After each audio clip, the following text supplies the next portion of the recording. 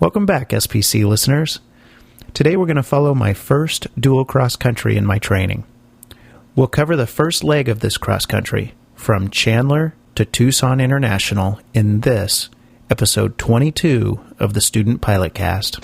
Chandler Tower, Cherokee 4121 Tango, at Chandler Air Service. We have Zulu, and we'd like a south departure, please. Does it set to be an angel? Where does the sun go when it sleeps? Is every star that I'm very excited to bring this episode to you because of how excited I was to start the cross-country phase of my training. As a reminder, the syllabus that Chandler Air Service uses for their Part 141 training calls for most of the cross-countries to be done in Stage 3, and that's what I was in at this point. This includes the shorter dual cross-country, which we're going to be covering in part today, and the longer dual cross-country, which will come later. Then will come my first solo cross-country, then my first dual night cross-country. Interspersed are also a few solo flights practicing previous maneuvers that I've learned and performance takeoffs and landings, etc. Then, after a Stage 3 flight test, I'd be on to Stage 4, which begins with my long solo cross-country.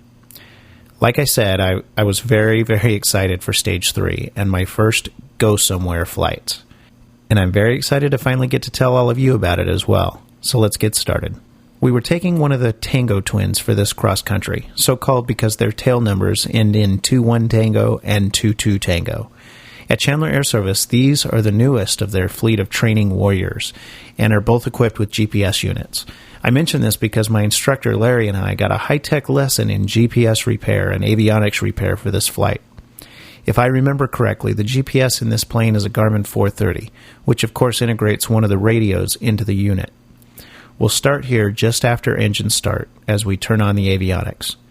I say one radio because after avionics on, the GPS unit didn't turn on, even though we checked the on-off switch and so on. We would be fine without it, and we had the other radio, and we didn't really need a GPS. We were practicing tracking and navigating using VORs and pilotage, so we didn't necessarily need the GPS. But we decided to ask about it. We'll also get the ATIS here in this segment. How do you have me? Loud and clear. Okay. Responder, standby, ground. Happened to our...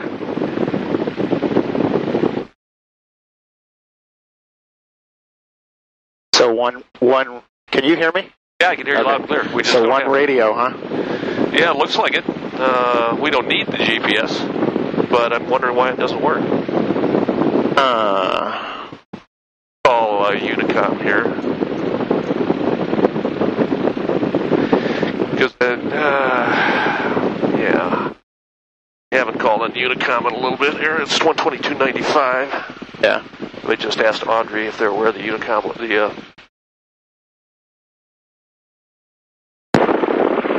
Chandler Unicom 21 I have a cell phone. Aircraft calling, Chandler Field. Can you please repeat? Yeah, Audrey, it's Larry in 21 Tango. Just wondering if you're aware that the GPS isn't working in 21 Tango.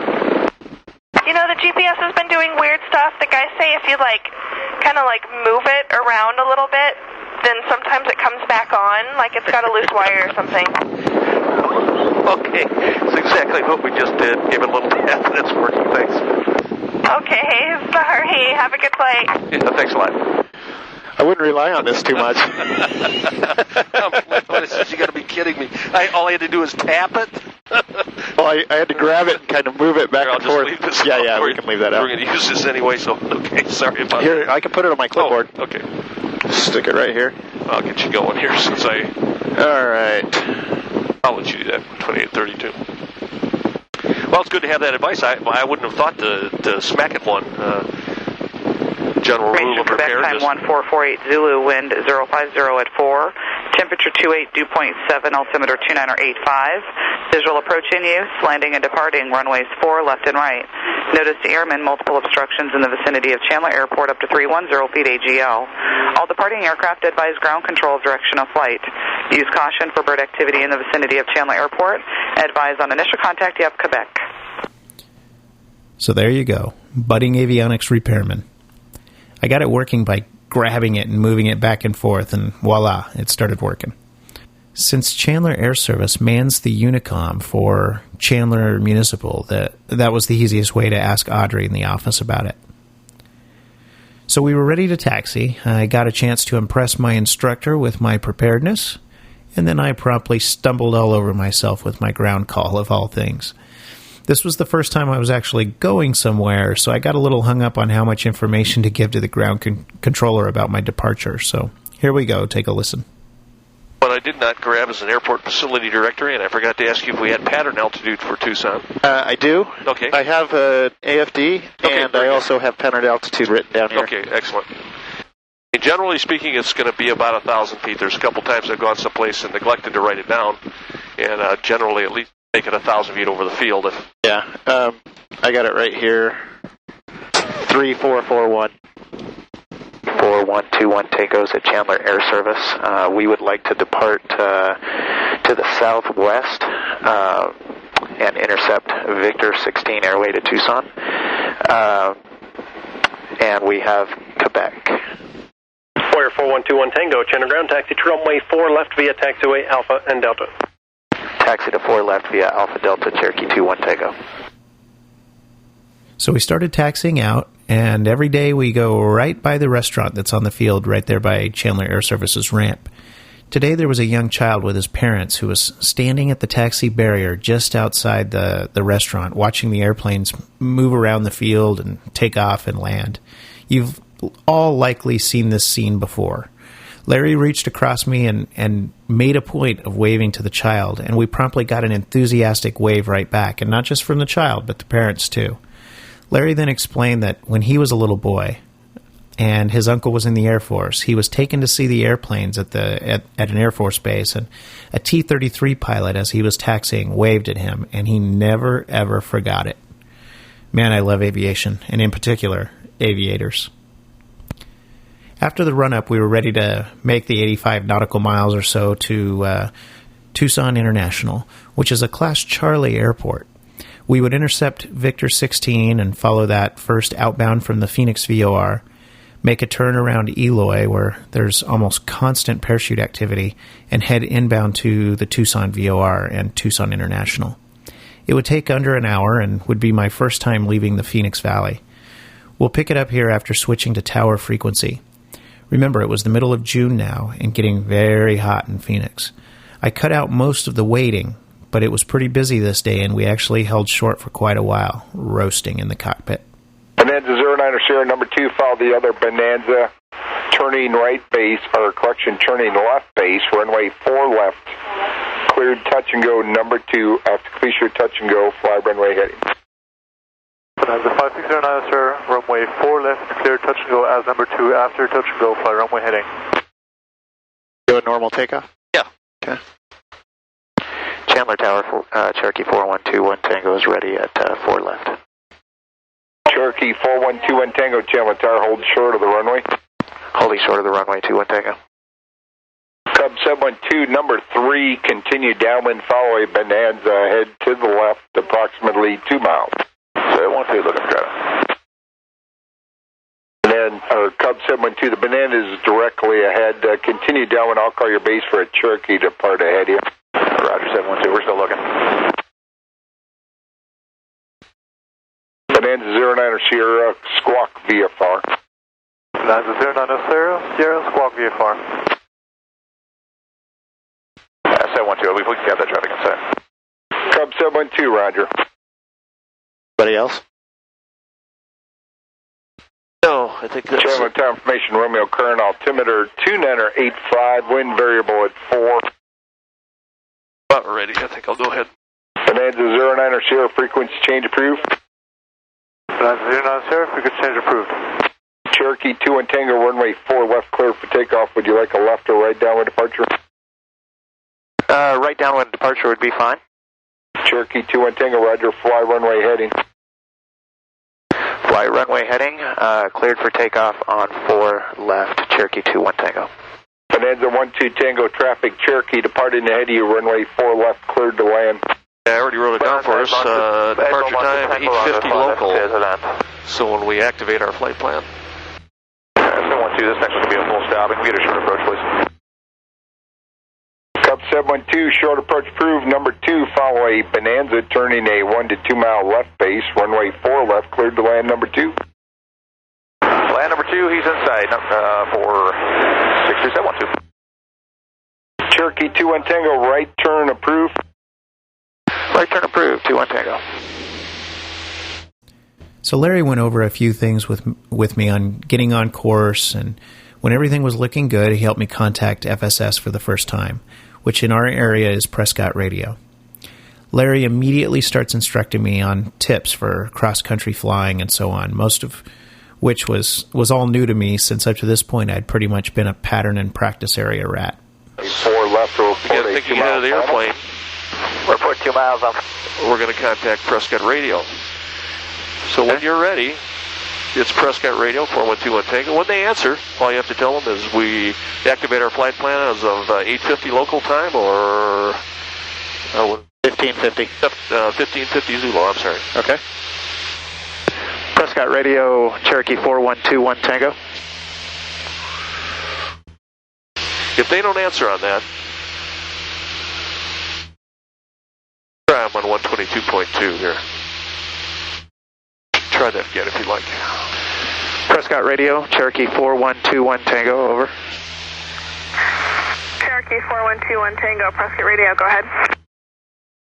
We'd like to activate our flight plan as a 1550 Zulu.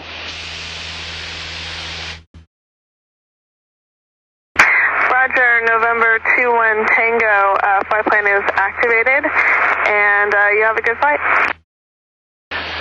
Thank you for your help. 21 Tango. Okay, now what you do is you get that map out, oriented to north. Like that, like you mean? That, right? We're passing the Santans here to our left. See the little town up here, the town of Sacaton. You want to see where that's at on the chart.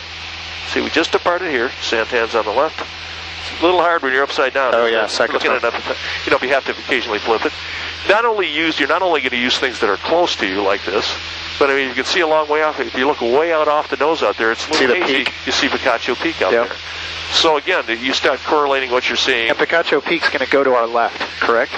I believe so. If we look at our course line, we should pass a little bit to the right of it. That's correct.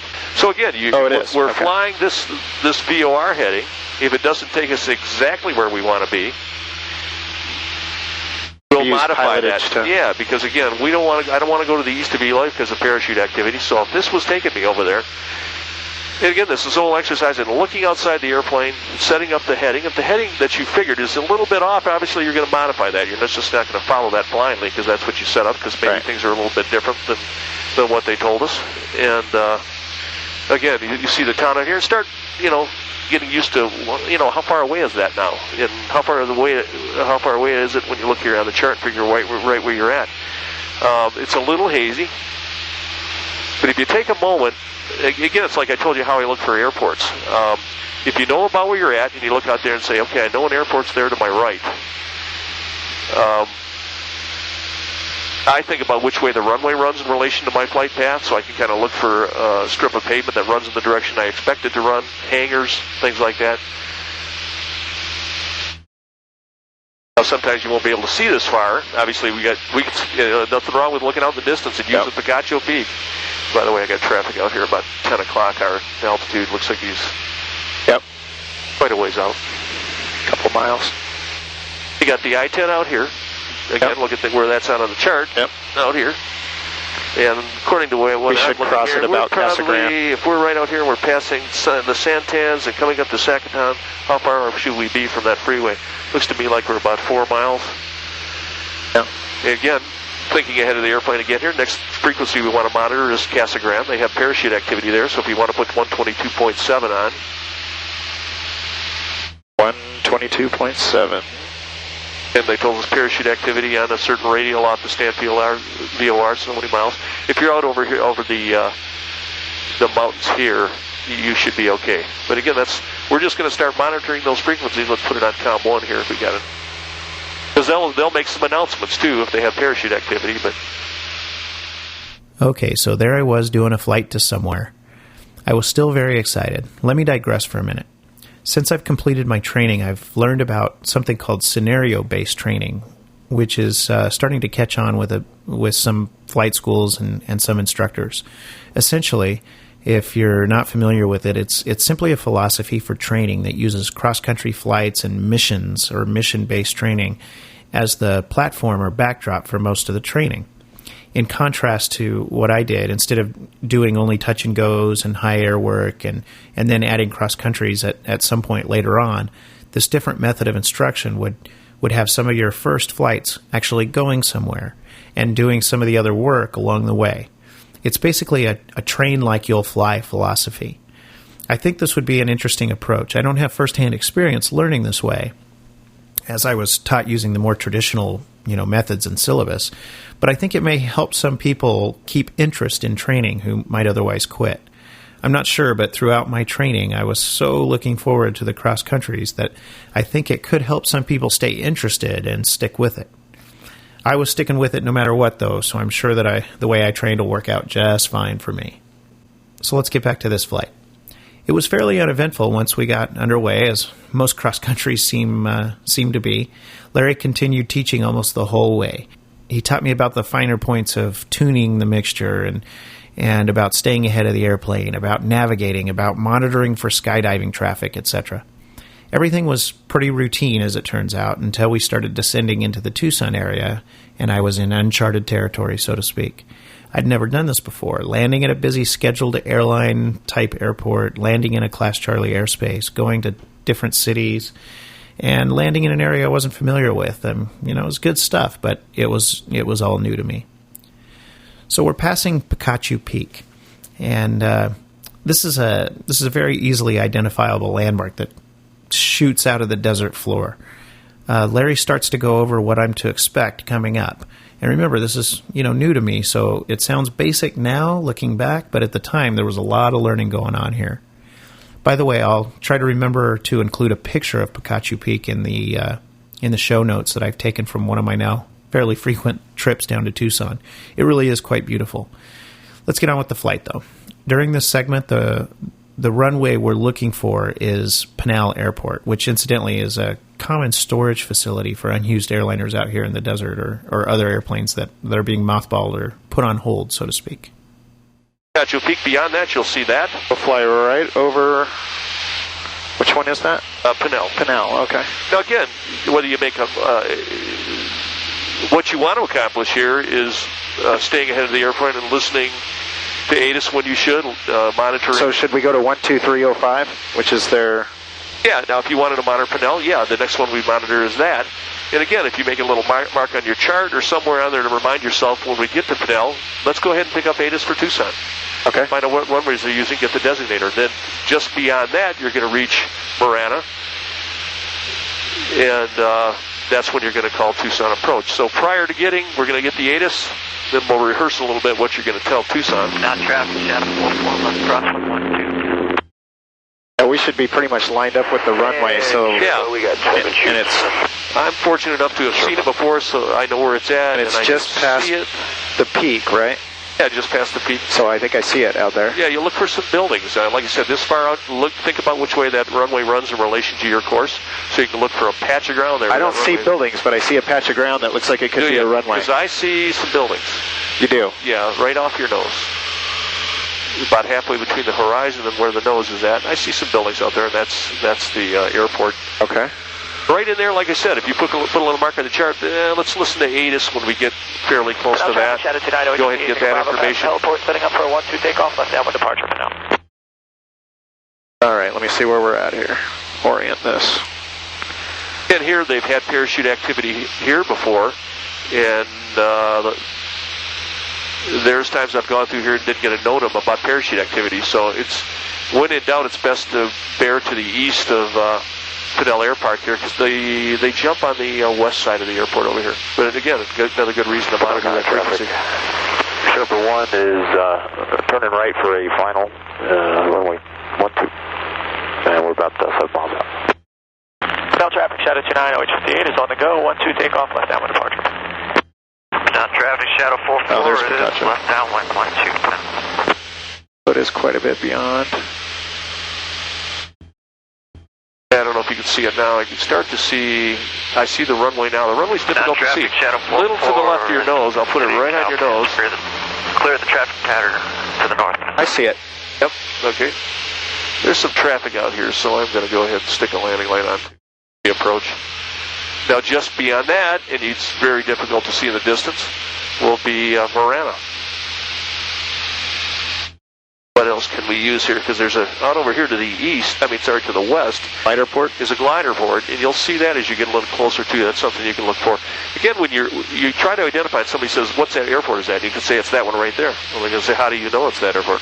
Well, because there's a freeway running to the east of it, and there it is. There's a sail port to the west of it, there that is. And it's right on this VOR. It's on this VOR. It's so many miles southwest of Picacho Peak. And again, you're correlating if somebody said to you, how do you know that's that? On the chart, you pick several things out in the area, correlate it to the chart again, and say, okay, that's all I can prove to you. That's where we're at. Okay. After passing overhead of Pinal, Larry had me start tuning the radios and getting ready and get the Tucson ATIS. When Larry mentions Davis-Monthan, what he's talking about is an Air Force base that's very close to Tucson International. That's not where we're headed. We're going to the west of that. Let's go ahead and put, on COM2 here, let's go ahead and put ATIS. Okay. Let me just look that up real quick. Just to think ahead, that it's for Tucson, we'll pick up that, and we'll put in standby on that. We'll put Tucson approach. So we'll already have that ready to go once we pass everything out here. I'm going to go ahead and try and listen for it? Or? Yeah, let's go ahead and monitor that. Approach 119.4 from the east and south, 125.1. From practice areas, 125.9. All day for departures, contact clearance delivery, 126.65. Last location on the airport, on course heading, requested altitude. On initial contact, you'll always have information, hotel. Tucson Airport Information Hotel, automated weather observation, 15530 Zulu. Wind call, visibility greater than 10, sky clear below 12,000. Temperature 33, check density, altitude, dew point -1, altimeter 29er, 9er. As you approach runway 11 left and right in use, notice airman, a 100-foot crane, 1 mile northeast of runway 21 threshold, a 100-foot crane 800 feet northwest, runway 21 threshold, VR checkpoint, out of service. Runway 21 barrier, departure in barrier, permanent up position. All day 4 hours to the north, contact Tucson approach on 119.4. 119.4. 125.1. From practice areas, 125.9. Okay. All day 4 departures, contact what we could have done is this too. We have this frequency on Pinal Air Park. We could have put ATIS down here and just monitored it by pushing that if you wanted to. Right. Just an option there if you want to stay on that frequency. So we know they're using 11 left, 11 right, 119.4. Again, if you'd like, I'd put 119.4 on standby and COM2, so you're ready to talk to them. Oh, on COM2? Either way. You just want it in standby somewhere because that's the next people we're going to talk to. So this is the easiest one to change. Yeah, we'll just put it on 119.4. Yep. After we talk to them while we're en route, you're going to want to have... Now traffic, Gunfighter 55 at Silver Bell, taking off Bravo pad, 210 departure, immediate right turn out. What we're going to do is have Tucson Tower and Tucson Ground down here. Because initially you're going to talk to them when we get a little closer, follow their directions. Again, they're going to give us a squawk code, maybe have us ident, and we're just going to follow their directions. When you get close enough, they're going to switch you to Tucson Tower. Do you know which Tucson Tower? We have 118.3 or 119.0? I think it's 118.3. Okay. And again, that chart, I think I'll have to look at your chart, but from memory, that's the one coming from this direction that they've used. Believe me, if you're wrong, they'll tell you to switch to the other one, so we'll keep that in mind. But 118.3... Ground is the same as Chandler, yeah, 1244. So we have all the frequencies we need. We just went over Pinal Air Park. Here comes Marana. Yep, see it. And we're actually supposed to pass a little to the right of Marana. Okay. And actually, it's a little hazy. On a clear day, you can see Davis-Monthan to the left. Okay. So I tell people, you're coming down here, you get confused. Don't land at the big airport on the left. Land at the big airport on the right. Davis-Monthan's to the left, and you're heading probably right straight for, and according to our course here, we're heading right for Tucson. Right for Tucson. Yeah. So it's a good first cross country. I mean, you've got a lot of, and again, if you're flying this on your own, why not use a route where you have a freeway? Nothing wrong with using the freeway. I mean, generally going to pick the most direct route, obviously. If that allows you to, you might not be able to do that all the time. Right. You have to go around airspace or high terrain or whatever. But yeah, you can see it's kind of an exercise in thinking, getting things set up. We get a little farther down here. We could monitor them if we wanted. Let's see, what is Marana? Let's go ahead and put that on for a moment. Marana I have is 123.0. Oh, okay, put 123.0 on there. Okay, now we got everything on we need. We're monitoring Marana. We have Tucson approach, Tucson tower, and Tucson ground. Again, you can rehearse it to yourself. You don't have to say it to me, but what you're going to say when you get within that 20-mile range is Tucson approach, Cherokee 4121 Tango, over Marana or 20 miles out to the northwest, landing Tucson, we're at 5,500 feet. Okay. Doesn't sound too difficult. No, it isn't. Just be ready, because they're going to give you a squawk code, maybe some directions. That's the most immediate thing you're going to want to be ready to write down. And we'll follow their directions the rest of the way in. Actually, let's put that. I don't hear anybody talking here at Marana. We get a little closer, we're going to switch.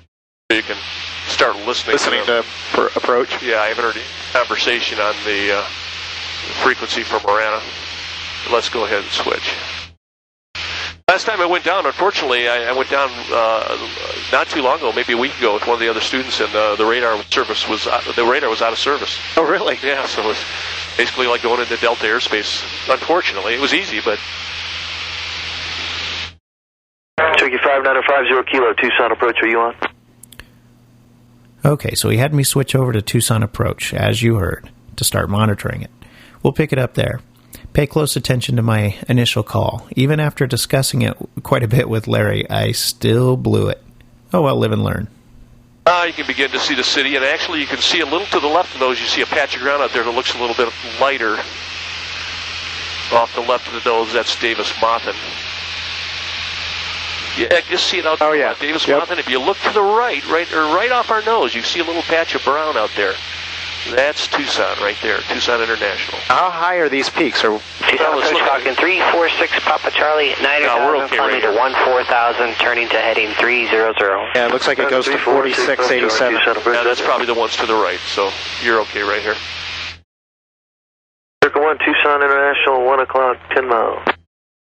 Okay, really, let's see, where are we at here? Just about Marana. Nice big open pit mine there. Yep. Circle 1, Tucson, 2 o'clock, 9 miles. All right, we good? Anytime you're ready and they're Circle not 1, talking, visual approach, initial runway, 11 left, contact there, see ya.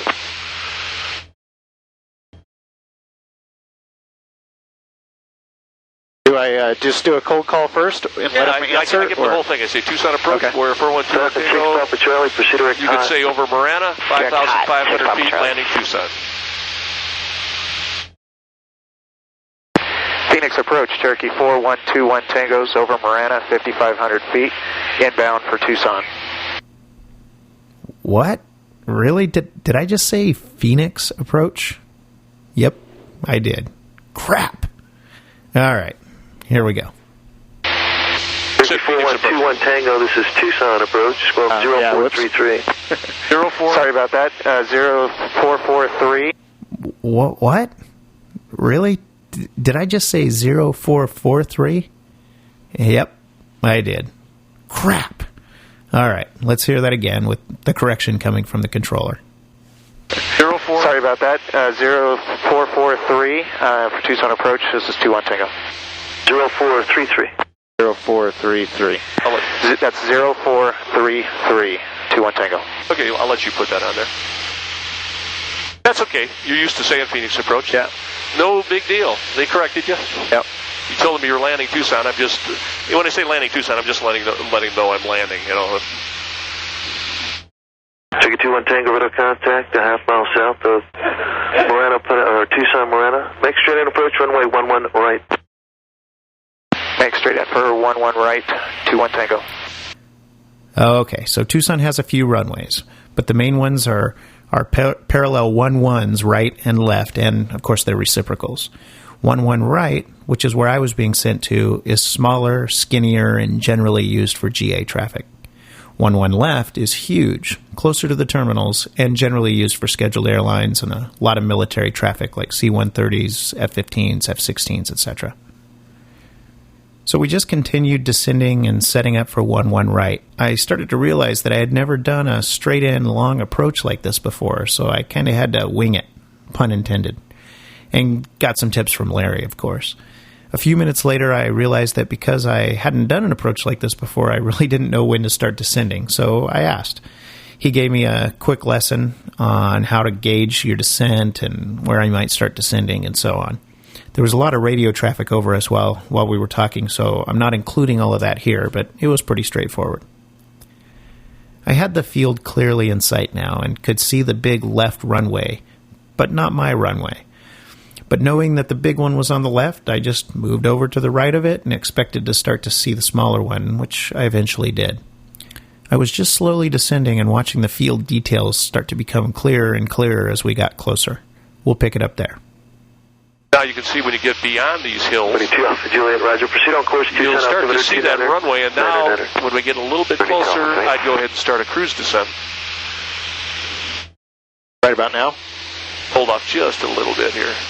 Do you see the other runway to the right? I do. It's a little bit harder to see. Yeah, it's lighter. Yep. Cherokee 2-1 Tango. Do you prefer runway 11 left or 11 right? Yeah, 11 left if we can get it. 11 left would be fine if we can get it. 21 Tango. Right, Cherokee 2-1 Tango. I'll make the straight in approach, runway 11 left. Contact tower 118.3. We'll see.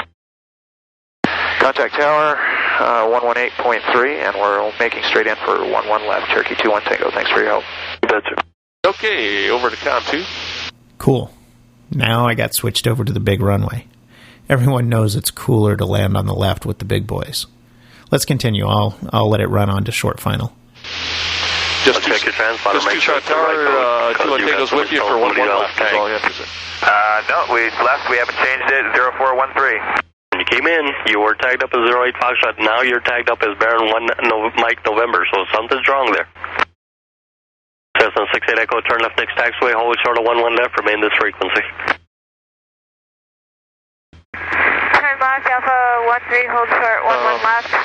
Be advised I need to go pick up my front. Here's where I'd push the nose down and just keep that left off the runway.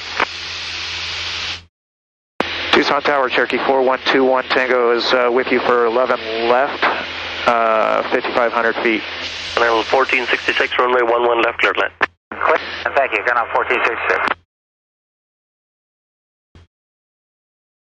Let's try them again here. Just tell them Tucson Tower, Cherokee 4121 Tango is with you, 5,500 feet for 11 left.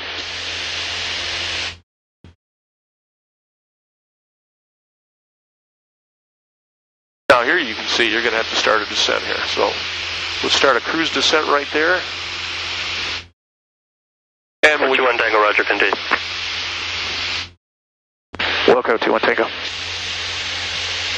Challenger 0 Echo Sierra, runway 11 left position, hold traffic, King Air. Now when you do get closer, we will have to start to slow down, but I don't think there's anything wrong with picking up a little extra speed here. Yeah, we were getting up to the maneuvering speed. Yeah, that's okay. And it's nothing wrong with picking up a little extra speed to get where you're going. Continental 1466, turn left next taxiway and contact ground. 1466. And might as well turn that altitude into speed, right? Right, and stay with me. Make 180, hold short 11 Then we get a little bit closer, we do a pre-landing checklist. Right. Or anywhere from here on in. Okay, I'm going to turn the fuel pump on. Switch tanks. Go full rich? Yep, go ahead. Well, let's see. Yeah, I'd go ahead and go to full rich. We're going to be below 3,000 here.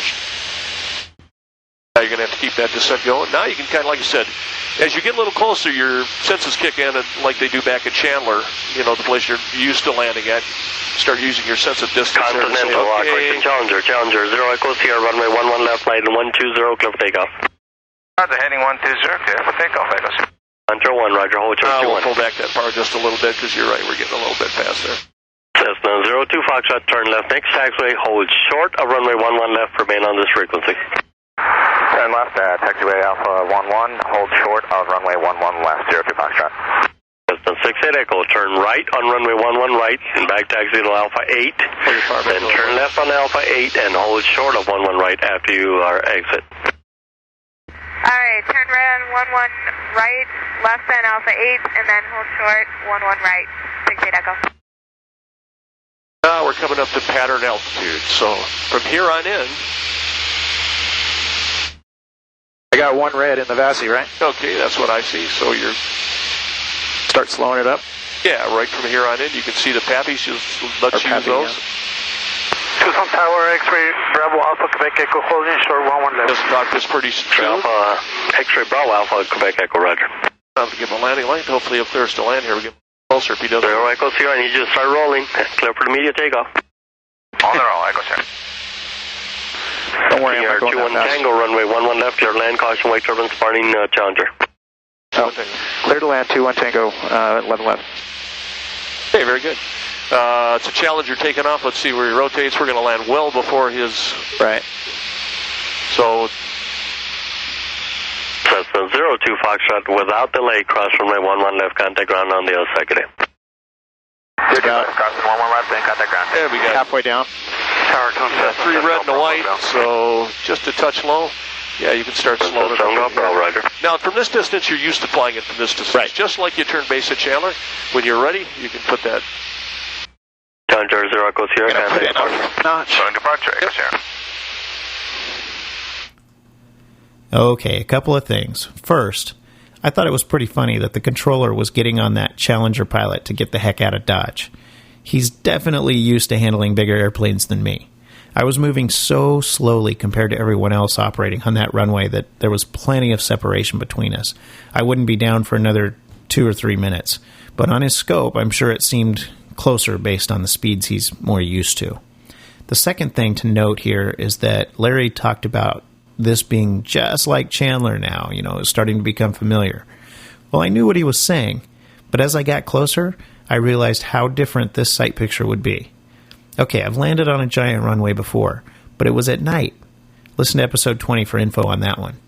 Now I could clearly see the runway and everything around it, and let me tell you, it was nothing like Chandler. It was more than twice as wide and about twice as long. I was surprised at how slow I appeared to be going, from my vantage point. I guess big runways do that. I had to keep checking my airspeed indicator because it really seemed like I was just on the verge of stalling every minute. I was actually coming in a little bit faster than normal, but that huge runway just made it seem like I was barely moving.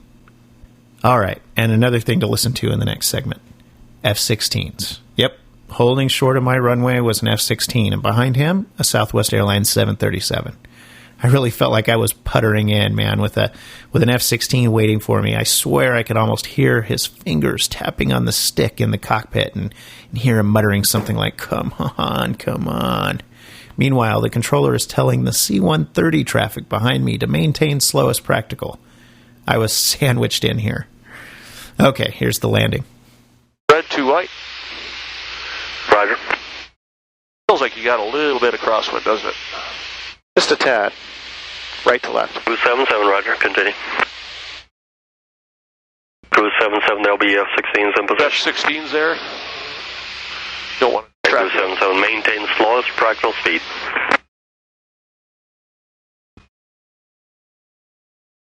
Just go ahead and reduce that power now. You're going to make the runway. We're a little bit fast, so just Alpha, Quebec, Echo, Tucson. At this point, I just go ahead and leave it. I'm going to have to change your runway. Cross runway 11 left, runway 11 right. And it feels like we're crawling.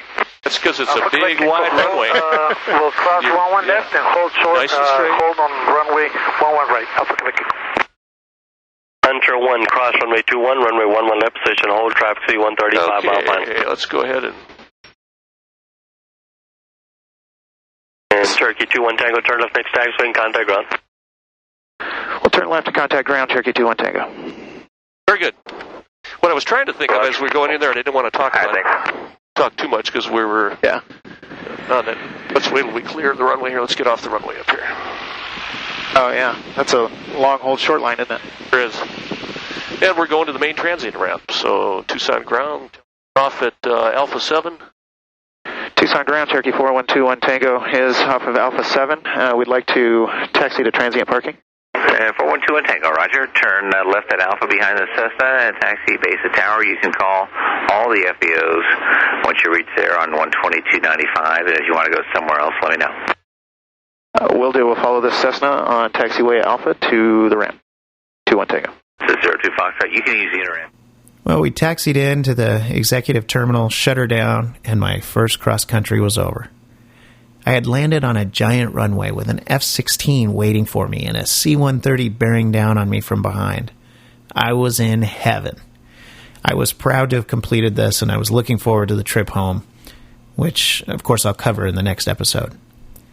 Larry and I spent a short amount of time in the terminal, checking winds, drinking water, relaxing in the cool air-conditioned air, and I just kept thinking to myself, I'm really going to be a pilot, and I'm going to be able to go anywhere I want to go. Just to keep you apprised of where I was in my training to this point, here's some stats. After this flight, and including its return flight home later that day, I would have 35.9 hours under my belt, 58 full-stop landings, and 80 touch-and-goes. 4.1 of those hours were solo, and now I had 2.3 hours cross-country. So that'll do it for this episode, I think. As usual, you can follow me on Twitter using the name Bill Will. That's BILLWIL.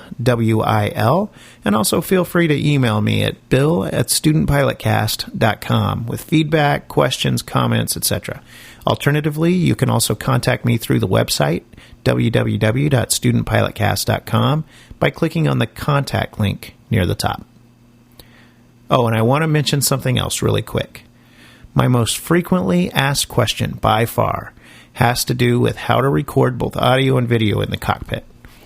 I've responded to a lot of you about this. Some of you I may have not responded very detailed at this point, but I keep meaning to do this. I just haven't got around to it yet. But I promise you all that I will do a video episode soon that will cover and go over this exact thing. I want to answer this question right once and for all, but I just haven't had a chance to put it all together yet, so please bear with me. Thanks again for listening. I really appreciate all the feedback that I get, and I love sharing my training with all of you listeners out there. I'll be back soon with the return flight. For now, though, I want to end with one final thought. I've been back to Tucson a few more times since that flight, at least a couple of them with some good friends of mine for various reasons, including college football.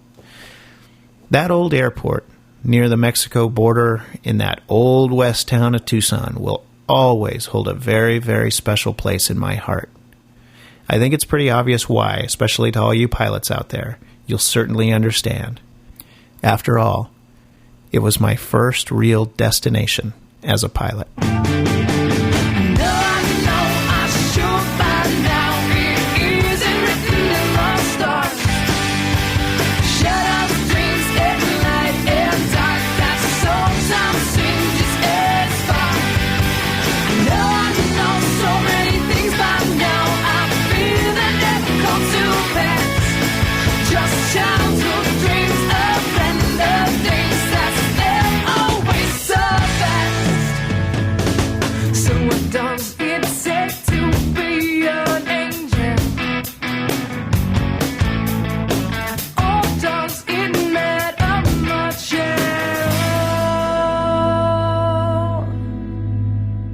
The music for today's episode is To Be an Angel by the Canadian band Uncle Seth.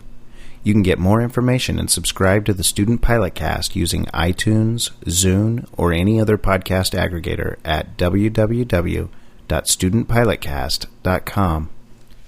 Remember, any instruction that you hear in this podcast was meant for me and me alone in the situation that we were in at the time. Please do not try to apply anything you see or hear in this episode or any other episode to your own flying. If you have questions about any aspect of your flying, please consult a qualified CFI.